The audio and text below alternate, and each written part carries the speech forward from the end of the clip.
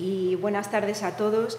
Antes de empezar, me gustaría agradecer al Museo Nacional de Arqueología Subacuática, a la organización de estas jornadas, el poder participar con esta presentación en la que os voy a mostrar el trabajo que desde el museo realizamos para la conservación de las defensas de elefante del Bajo de la Campana.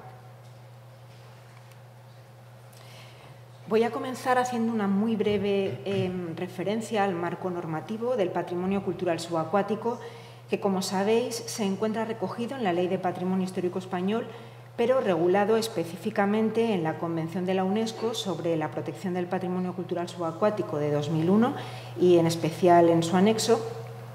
Desde 2007 tenemos el Plan Nacional para la Protección del Patrimonio Cultural Subacuático Español, que establece las líneas prioritarias para la tutela de este patrimonio, y, por último, el Libro Verde en 2010, que desarrolla este plan. Estos textos inciden en la idea de que la preservación del patrimonio cultural subacuático necesita disciplinas específicas como son la arqueología subacuática y la conservación, con técnicas y procedimientos propios por el medio del que proceden estos materiales y en el que se desarrollan estos trabajos. Además, es necesario contar con profesionales cualificados y centros o instituciones que desarrollen esta labor. Uno de ellos es el Museo Nacional de Arqueología Subacuática, de gestión directa del Ministerio de Cultura y Deporte, y cuyo origen está en el Patronato y el Museo Nacional de Arqueología Marítima y Centro Nacional de Investigaciones Arqueológicas Subacuáticas. Tiene asignadas entre sus funciones el estudio, la conservación y protección de este patrimonio.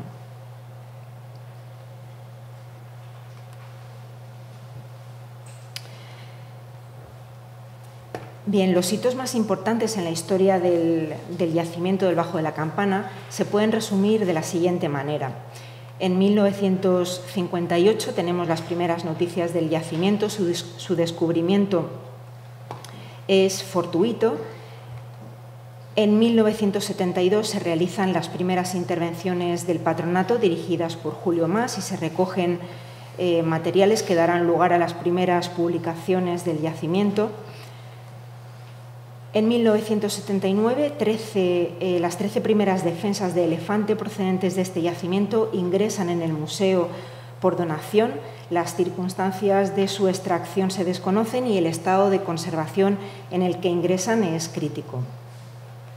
En 1988, durante los trabajos de prospección del personal del museo en este yacimiento, se documentan 3 pecios muy bien localizados, uno fenicio, otro romano republicano y otro romano imperial. Por último, entre los años 2007 y 2011, la última y más importante intervención arqueológica, las excavaciones sistemáticas llevadas a cabo por investigadores del Instituto de Arqueología Náutica de Texas en colaboración con el Ministerio de Cultura y Deporte. Lo más destacable es que en esta intervención tuvimos la oportunidad de trabajar coordinados e implementar el programa de conservación. Los resultados de estos trabajos tuvieron una gran difusión, no solamente en la web del propio Instituto de Arqueología Náutica de Texas, sino también en la web del museo y del ministerio. Bien, el marfil es un material cuya dificultad para obtenerlo, limitada distribución, sin olvidar sus extraordinarias cualidades para la elaboración de manufacturas únicas, hacen de él un producto exclusivo y muy preciado desde la antigüedad, reservado solo a las élites. Al ser un material tan excepcional, es poco frecuente encontrarlo en yacimientos subacuáticos, lo que explica que conozcamos muy poco sobre su conservación. Hasta el momento se han documentado 6 pecios de época fenicia en el Mediterráneo, 2 en Israel, Tanit y Elisa, y 1 en Malta, Slendi. En España tenemos otros 3, Mazarrón 1 y 2 y el Bajo de la Campana. Los 3 en el litoral de la comunidad autónoma de la región de Murcia. Solo 2 de ellos transportaban marfil, Slendi en Malta y el Bajo de la Campana. En todo el mundo tenemos poco más de 20 pecios de diversa cronología, eso sí, que transportaban marfil. Entre ellos, el Bajo de la Campana es uno de los más antiguos.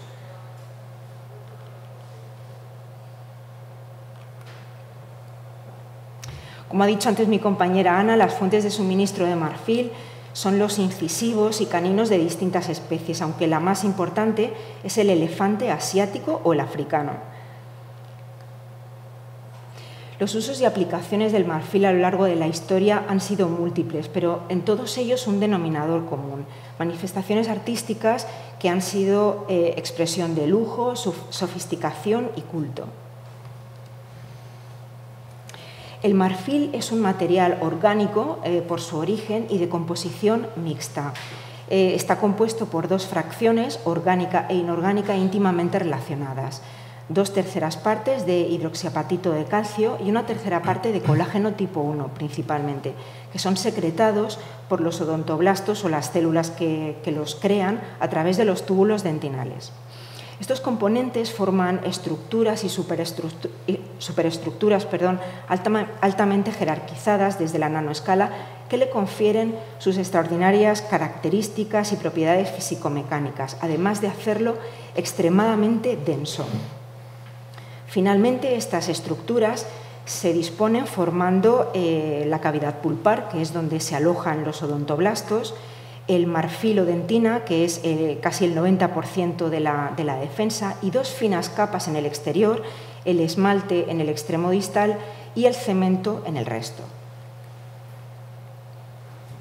Un rasgo característico y único del marfil de elefante es el patrón de Schreger, que es solamente visible en sección transversal, como podéis ver en esta imagen. La medida de sus ángulos nos permite conocer si se trata de una especie extinta o no. Para hablar de las defensas del Bajo de la Campana debemos hacer referencia al cargamento del pecio fenicio del que proceden, del que ya os han hablado ampliamente y mañana también lo harán los ponentes de la jornada de hoy y también la de mañana, y muchísimo mejor que yo. El yacimiento se localiza, como sabéis, en el litoral de la región de Murcia, frente al Mar Menor, en la cara este de la Laja o Bajo de la Campana. En su base y próximo a la grieta que la recorre verticalmente se concentran la mayor parte de las defensas.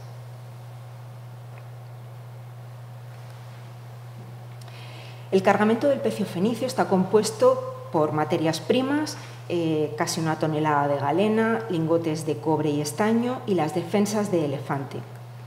Productos manufacturados, principalmente cerámica, y objetos de lujo, entre los que destacan un pedestal de dolomía y piezas de bronce exquisitamente trabajadas. Debemos destacar que de las 53 defensas, entre defensas completas y fragmentadas, recuperadas en la última intervención, algunas de ellas conservan inscripciones. Pero estas no son las primeras defensas que conocemos, como ya os he apuntado anteriormente. A finales de los años 70, el museo recibe, a través de la donación de un particular, 13 defensas procedentes de este yacimiento que, por su singularidad e importancia, han gozado de un lugar destacado en la colección del museo. Sin embargo, el estado de conservación en el momento de su recepción era crítico. Desconocemos las circunstancias de su recuperación, pero es probable que sufrieran un secado incontrolado, lo que provocó daños irreversibles. Las defensas fueron sometidas al primer tratamiento de conservación-restauración a los pocos meses de su ingreso, que consistió en limpieza y consolidación, realizados y documentados por María Sanz, una conservadora restauradora del entonces Instituto de Conservación y Restauración de Obras de Arte de Madrid. Años más tarde, una defensa fue trasladada a la Escuela Superior de Conservación y Restauración de Madrid para ser sometida a un nuevo tratamiento de consolidación. De 2006 a 2008, con motivo de la inauguración del museo en su nueva sede, las 13 defensas viajan al Instituto de Patrimonio Cultural de España y reciben el último tratamiento de conservación-restauración, que consistió básicamente en consolidación y reintegraciones volumétrica y cromática, a cargo de Maribel Herráez y Noemí Morán.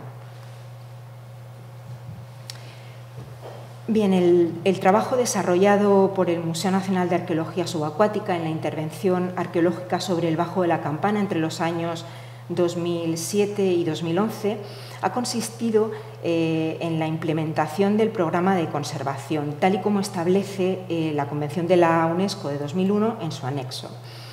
El programa de conservación es muy importante, ya que las acciones antes y durante la intervención arqueológica nos ha permitido desarrollar la investigación y trabajo posteriores, a diferencia de lo que ocurrió con las 13 primeras defensas.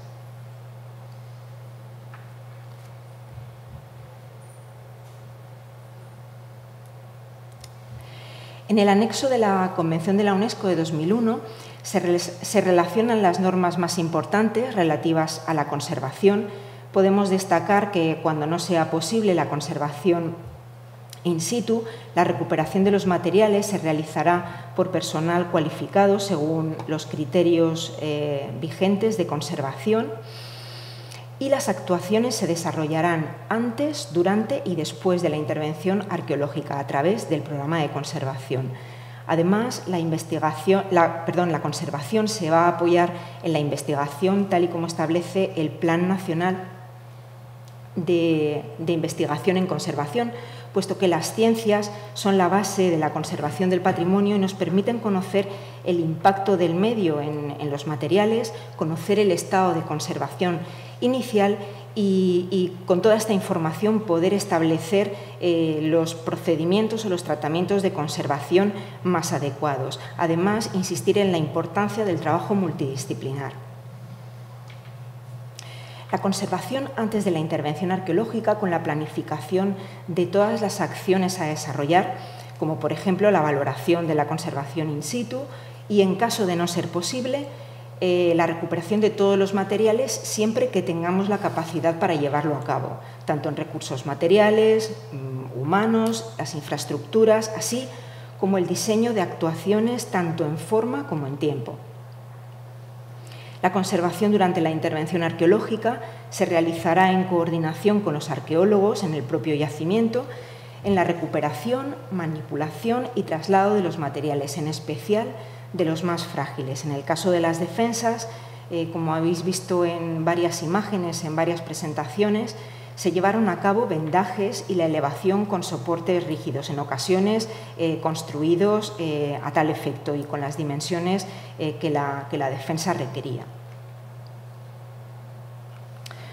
Una vez los materiales pasan a un entorno completamente diferente al que han permanecido durante cientos de años y con el que habían alcanzado un cierto equilibrio, debemos procurar unas condiciones similares a las de origen. Para los materiales de procedencia subacuática es fundamental su traslado inmovilizados, siempre en húmedo y protegidos de la luz. Si todos estos trabajos coordinados no se realizan, la posterior conservación es imposible. Una vez las piezas llegan al laboratorio, una de las primeras cosas que hacemos es retirar los vendajes y realizar las primeras limpiezas para eliminar sobre todo sedimento y materia orgánica. Documentamos su estado de conservación inicial, en nuestro caso con Domus, la aplicación de gestión museográfica que nos permite recopilar toda la información relativa a la conservación, siempre dentro del mismo expediente de cualquiera de las piezas. Además, contamos con LEDtools, que es una herramienta que nos permite realizar mapa de daños y definir de forma más precisa el estado de conservación inicial. Posteriormente son depositadas en tanques con agua para iniciar el proceso de eliminación de sales solubles de forma lo más gradual posible, primero incrementando el porcentaje de agua dulce y posteriormente el de agua desmineralizada. La medición de la conductividad es la que nos va a indicar la evolución de este proceso y cuándo hemos llegado a su fin. En paralelo a este proceso de eliminación de sales solubles, se puede realizar la limpieza de depósitos insolubles, preferentemente con medios mecánicos, por ser mucho más controlables y por no aportar productos que puedan ser incompatibles con el marfil. Esta operación es necesaria para facilitar no solamente el proceso de eliminación de sales solubles, sino también para aumentar la eficacia de posteriores tratamientos, como por ejemplo los de consolidación. Aquí podemos ver en esta imagen cómo vamos realizando estas limpiezas manteniendo siempre la pieza en húmedo. Si es pequeña podemos utilizar el interior de un recipiente y mantenerlas sumergidas en agua, pero si son más grandes podemos cubrirlas con gasa o con algodón hidrófilo y un film de plástico encima para evitar la desecación. Bien, hasta el momento ya hemos abordado con todo lo que hemos planteado una parte importante de la conservación de las defensas, su recuperación en el yacimiento con técnicas específicas, el traslado e ingreso en el laboratorio en condiciones de inmovilización, protección ante impactos, protección ante un secado incontrolado, de la luz, la documentación inicial, las primeras limpiezas mecánicas y la eliminación de sales solubles. Y a partir de aquí debemos abordar la etapa de secado, que es una de las más críticas en los materiales de procedencia subacuática. Los componentes estructurales del marfil sufren una transformación durante el periodo de enterramiento, como son la disolución o la incorporación de otros elementos y compuestos que van a transformar su composición y su comportamiento. Además, el agua, que ha provocado una gran parte de todos estos cambios, principalmente la disolución, también actúa de elemento de cohesión, especialmente en materiales degradados como es el caso. Por lo que cuando el agua desaparece, como ocurre en la fase de secado, el marfil colapsa de forma irreversible. Para ello debemos responder a una serie de cuestiones a través de la investigación, como por ejemplo, con qué material estoy trabajando, cuáles son los factores de alteración y qué procesos de deterioro han provocado para llegar al procedimiento de conservación más adecuado. En primer lugar, necesitamos conocer los factores de alteración propios del Bajo de la Campana. El yacimiento se encuentra frente al litoral de la región de Murcia, en la zona de la plataforma continental ancha, sin influencia de las aguas atlánticas, como sucede en el sur del litoral, como por ejemplo en Mazarrón. Como podéis ver en esta imagen, el Bajo de la Campana, además, es el último de una serie de afloramientos de origen volcánico perfectamente alineados desde tierra. Los factores de alteración más destacables de este yacimiento son el agua, como disolvente, pero también como medio de difusión, un pH ligeramente alcalino, la salinidad propia de un mar semiconfinado como es el Mediterráneo, temperaturas cálidas la mayor parte del año, una profundidad de entre 17 y 21 metros, con un fondo aeróbico, pero como hemos visto en ocasiones, sedimentario, lo que nos ha permitido conservar una gran parte de los materiales y, debido a esta profundidad, la presencia de luz y biota. Todos estos factores de alteración provocan una serie de procesos de deterioro en las defensas de varios tipos, de tipo físico, como por ejemplo fractura, pérdida de materia, fisuras, de tipo químico, como la disolución de componentes estructurales, manchas superficiales de elementos contaminantes, pero también íntimamente incorporados en superficie, infiltración de componentes exógenos y neoformados en fisuras y entre anillos de crecimiento, y la colmatación con sedimentos especialmente en la cavidad pulpar. Por último, y de tipo biológico, destacan los daños provocados por moluscos, litófagos y anélidos, pero también la actividad de las bacterias sulforreductoras. El estudio químico-analítico sobre el marfil arqueológico del Bajo de la Campana, que hemos realizado en colaboración con la Universidad Politécnica de Valencia, se ha realizado con una estrategia multitécnica para la caracterización micromorfológica, la determinación de la composición elemental y la caracterización del bioapatito y de la materia orgánica. Para realizar este estudio hemos comparado el marfil arqueológico del Bajo de la Campana con marfil no degradado que hemos utilizado como referencia y que procede de un decomiso y que hemos solicitado a la autoridad administrativa CITES España. Con esta caracterización hemos podido establecer las trayectorias diagenéticas que determinan el estado de conservación inicial de las defensas de elefante del Bajo de la Campana. Podemos decir que el periodo de inmersión ha provocado la hidrólisis y disolución por gelatinización de la materia proteica. Con ello, la pérdida prácticamente completa de la misma y el incremento de la porosidad.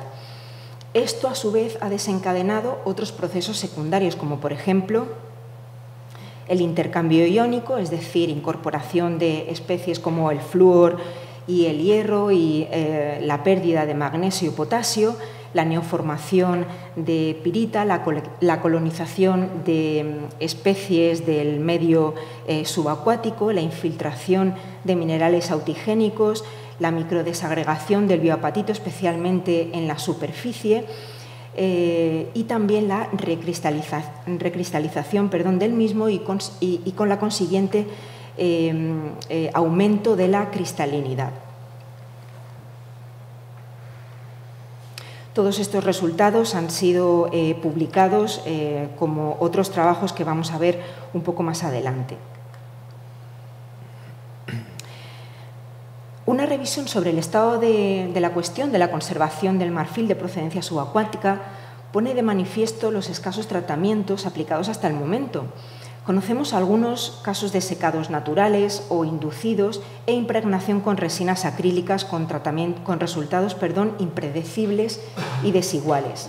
Es decir, que nos enfrentamos a un material complejo y deteriorado que se caracteriza por su extraordinaria densidad, lo que hace prácticamente imposible incorporar ningún producto. De hecho, los procedimientos y productos que habitualmente utilizamos en conservación no resultan exitosos. Los trabajos de Ian Godfrey del Museo Australiano Occidental en Fremantle suponen un salto cualitativo en este campo. Partiendo del estudio del impacto del medio subacuático en las defensas del Berghult de Draek, un mercante holandés del siglo XVII, trabaja por primera vez con el procedimiento de la plastinación, el método desarrollado por von Hagens y una variante desarrollada por Wayne Smith de la Universidad de Texas. Los resultados fueron satisfactorios y publicados 10 años después de su aplicación, aunque siguen siendo estudiados en la actualidad. En nuestro caso, hemos documentado y estudiado los efectos de un secado sin tratamiento en el marfil del Bajo de la Campana, que, como veis, colapsa de forma irreversible. Se registró la pérdida de peso y la evolución de los efectos en la forma y dimensiones de esta sección.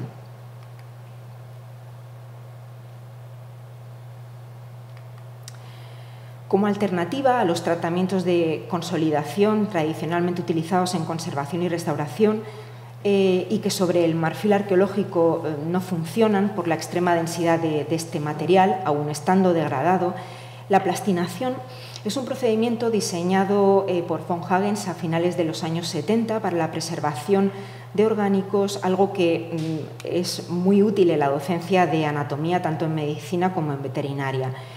Y en nuestro caso podría cumplir los requisitos que necesitamos de eliminación de agua, incorporar un producto consolidante químicamente estable con el marfil, pero también con los productos exógenos o neoformados que se hayan incorporado del medio subacuático y que no hayamos podido eliminar, garantizando en todo momento la estabilidad dimensional de la defensa del elefante, puesto que en sí misma es un documento histórico.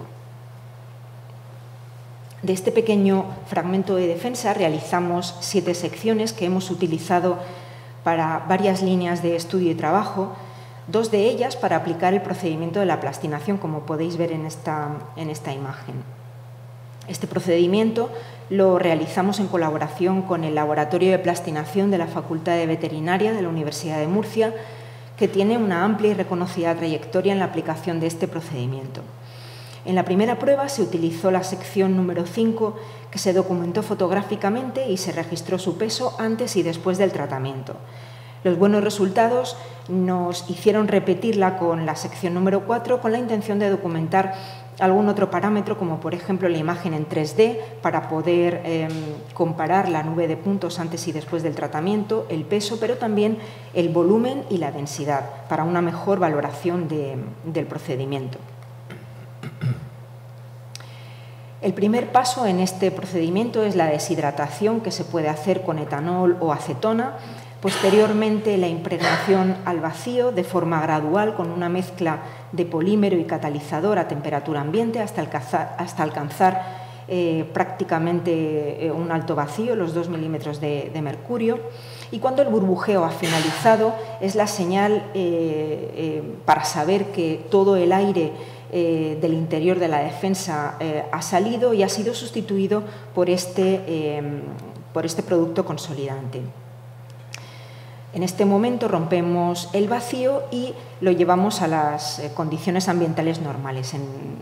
En este momento nos faltaría únicamente el último paso de este procedimiento, que sería el curado, es decir, exponer la sección impregnada a los vapores del agente de cruzado, dentro, por ejemplo, de una cámara de curado. La documentación 3D, que en este caso hemos realizado en colaboración con el SEDIC, una unidad dentro del Servicio de Instrumentación Tecnológica de la Universidad Politécnica de Cartagena, nos permite, como os decía antes, comparar la nube de puntos de la pieza antes y después del tratamiento, pero también el registro de parámetros como el peso, el volumen y la densidad, que han confirmado la estabilidad dimensional de la pieza tratada y por supuesto, del procedimiento aplicado. Repetimos el procedimiento en un fragmento de defensa. El comportamiento fue el esperado, no se observaron grietas ni fisuras y se completó con éxito, como podéis ver en estas imágenes. En este caso, además, lo que hicimos fue conservar una capa de exceso de silicona en superficie, incluso curarla, para poder comprobar su efectividad a la hora de proteger a estas piezas de pequeños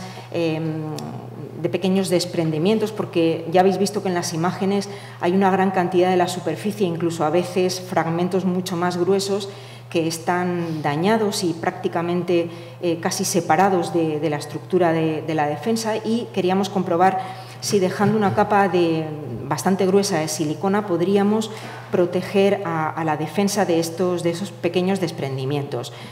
Por supuesto, esta capa, una vez que estuviese curada, retirarla de forma mecánica, que hicimos con bastante facilidad, sin utilizar ningún disolvente, solamente con una torunda de algodón, y conseguir un aspecto bastante natural.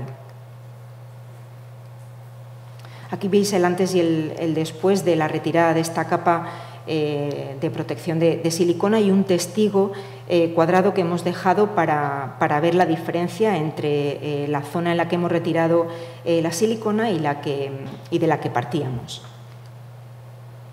Por último, volvimos a aplicar el procedimiento, esta vez sobre una defensa de mayores dimensiones, y las diferentes fases del procedimiento se desarrollaron con normalidad.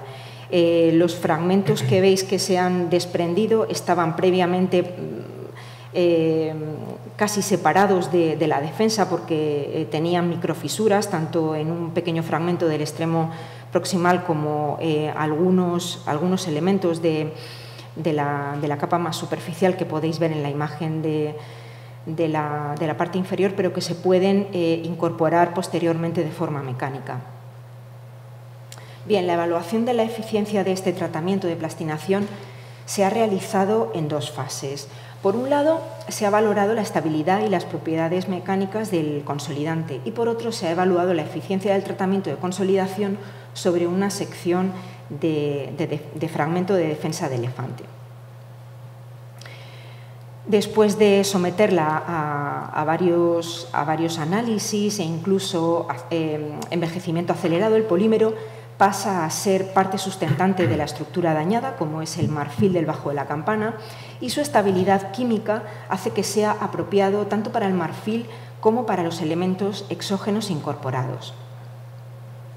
Además, el tratamiento de plastinación no introduce cambios significativos en la micromorfología del marfil. Los espectros infrarrojos obtenidos a diferentes profundidades tampoco muestran cambios significativos, lo que confirmaría la eficiencia del tratamiento consolidante.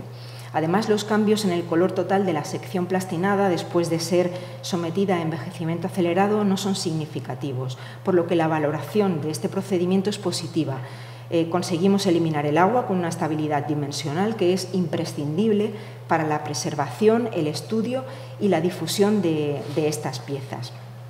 Pero por ser un procedimiento relativamente nuevo en conservación del patrimonio cultural, su bondad debe ser verificada con un estudio a largo plazo. Esta es la razón por la que se ha aplicado a una pequeña selección de defensas, de manera que garantizamos la preservación del resto en caso de que detectemos la más mínima incidencia, en cuyo caso se trabajaría para solventarla sin haber hipotecado todo el conjunto. Y esto también nos permite continuar con la investigación de nuevos procedimientos de consolidación y secado. Estas son las defensas que hasta el momento han sido plastinadas, desde el año 2014, que se plastinó la primera defensa, hasta 2020, año en que se trataron las últimas piezas, son controladas de forma periódica. Todas ellas se fotografían y pesan y podemos comparar la nube de puntos antes y después del tratamiento para todas aquellas que han sido escaneadas en 3D.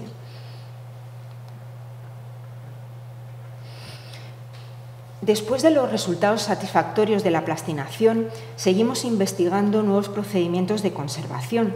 Desde 2019 trabajamos en un proyecto conjunto con Ian Godfrey y Cale Casey del Museo Australiano Occidental para la aplicación del glicerol IP 400 por inmersión y posterior secado controlado.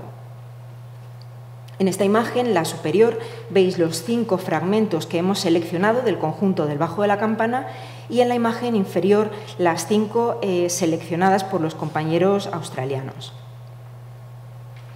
Os muestro este ejemplo, pero hemos hecho lo mismo en los 5 fragmentos. Todos estos fragmentos se han escaneado en 3D antes del tratamiento y volverán a ser escaneados después de que finalice el mismo, para registrar su morfología, peso, volumen y densidad.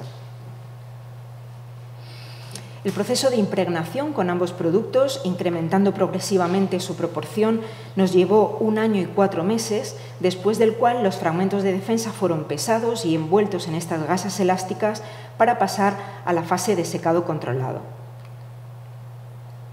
Los fragmentos se encuentran a una temperatura constante y los datos de humedad relativa y temperatura son registrados de forma continua y pesados cada mes desde julio de 2020.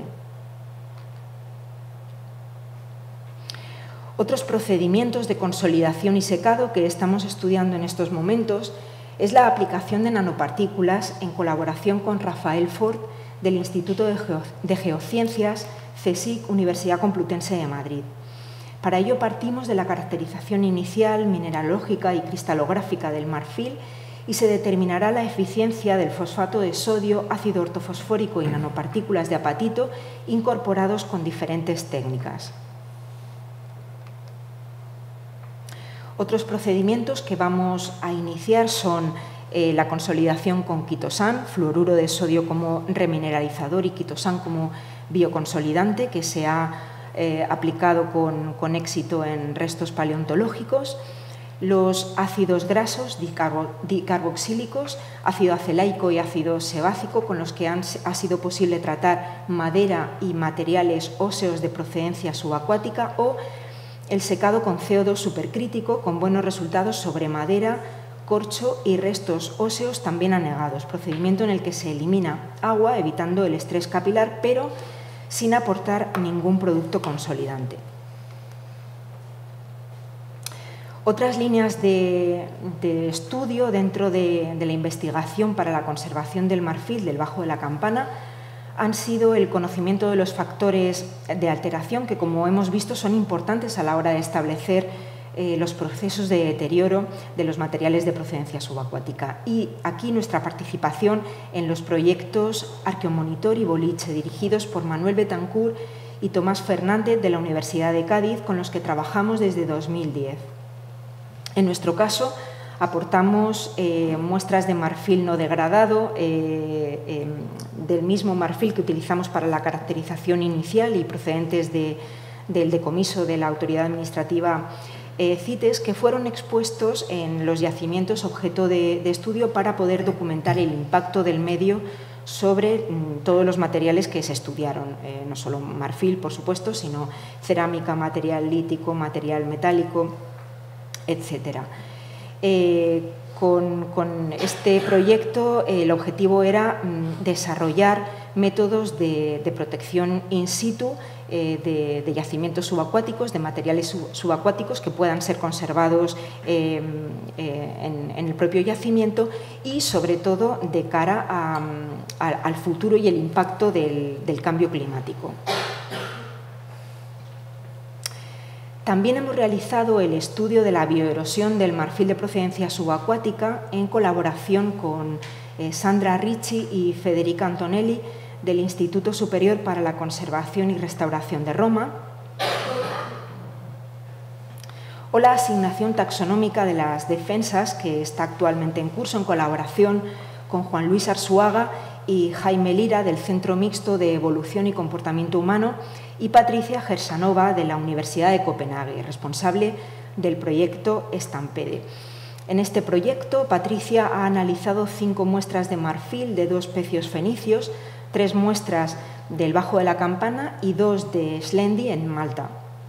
El medio subacuático no favorece la conservación del material genético, pero hemos tenido mucha suerte, puesto que una de las muestras de marfil del Bajo de la Campana tenía suficiente ADN como para poder secuenciarlo y por lo tanto, identificar la especie.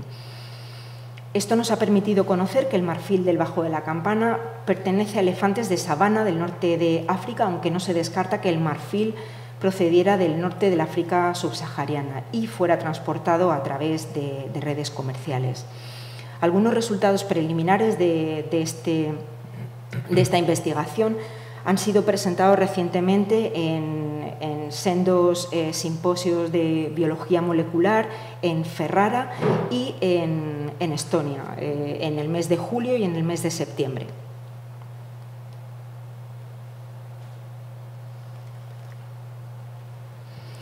La conservación de estas magníficas piezas también nos ha permitido avanzar en el estudio sobre la epigrafía de los ejemplares recuperados en esta última intervención arqueológica sobre el Bajo de la Campana, y que podéis ver en la parte derecha. Destacan los trabajos de los especialistas en epigrafía, como José Ángel Zamora, que os acaba de exponer su última revisión de los materiales, o Joan Hackett, que colaboran con los codirectores de la excavación, Juan Pinedo y Marc Pulser. No podemos olvidar la difusión de los resultados de todos estos trabajos en congresos, cursos, conferencias o jornadas como la que estamos celebrando, las publicaciones, la información disponible en la web del museo o del Instituto de Arqueología Náutica de Texas, noticias de prensa o documentales, en definitiva, información dirigida al público general, pero también al público especializado. La divulgación a través de las actividades didácticas, como la ruta arqueológica subacuática en el propio yacimiento para buceadores en el marco del proyecto Isla Grossa, o la actividad para escolares organizada por el Museo de Guardamar del Segura en la piscina municipal, de la que os hablarán mañana Carlota, Javier y José. O las redes sociales del museo, o con las exposiciones, como la colección permanente del museo y las cesiones en préstamo para formar parte de exposiciones temporales sobre los fenicios, como las celebradas en el Palacio Grassi de Venecia, el Instituto del Mundo Árabe de París, el Metropolitan de Nueva York, el Museo Arqueológico Nacional o el Coliseo de Roma. Para terminar, me gustaría insistir en la importancia de la conservación de un conjunto como las defensas de elefante del Bajo de la Campana, que nos va a permitir recuperar información tan importante y única como, por ejemplo, la procedencia y especie a la que pertenecen estos ejemplares, las posibles rutas comerciales por las que eran distribuidos, el estudio de su epigrafía, su uso en la elaboración de objetos exclusivos, mejorar los procedimientos de conservación y, por supuesto, enriquecer su estudio y difusión. Muchas gracias.